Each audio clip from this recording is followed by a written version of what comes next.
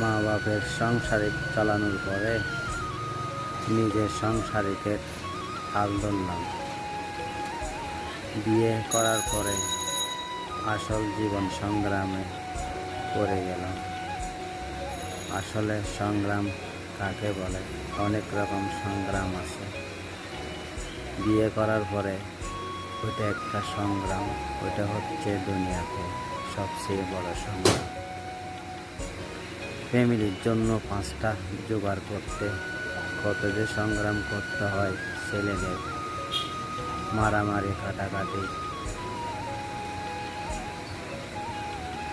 মিথ্যে কথা, চিটিং, বাটপারি, এত কিছু করার পরে টাকা ইনকাম করে ফ্যামিলিকে খাওয়ার পরে অস্বীকার করে।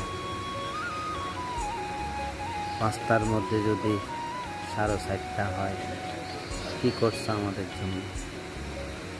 একটা পুরুষের পুরো জিন্দেগি মাথার গাম পায়ে ফেলে ইনকাম করে ফ্যামিলিকে খুশি রাখার জন্য।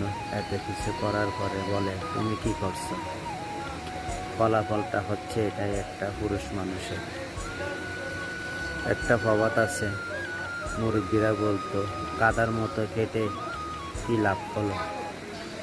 ফলাফলটা 0। অনেক ভাই আছে ভালো ইনকাম করার জন্য বিদেশ বাড়ি যায়। এমনও ভাই আছে বিদেশে থাকা ছেলে সন্তানের জন্য, ফ্যামিলিকে সুখে রাখার জন্য অনেক টাকা ইনকাম করে বাড়িতে পাঠাইছে। 2-4-5 বছর পরে আসার পরে দেখে ব্যাংক খালি, কিচ্ছু নেই। প্রতি মাসে যে মানুষ 70-80, 1 লাখ 2 লাখ টাকা পাঠাইছে, ওই মানুষের জন্য কিচ্ছু রাখে নাই, সব নষ্ট করে ফেলছে। এরপরে বলে 19-20 হলে কি করছে আমাদের জন্য? বিদেশ বাইরে গেছ, খাইছ, ঘুমাইছে, আর কি। এটাই হচ্ছে পুরুষ মানুষের জীবন। বন্ধুরা, কি বলেন আপনারা? ভালো মন্দ কমেন্ট বক্সে জানাবেন।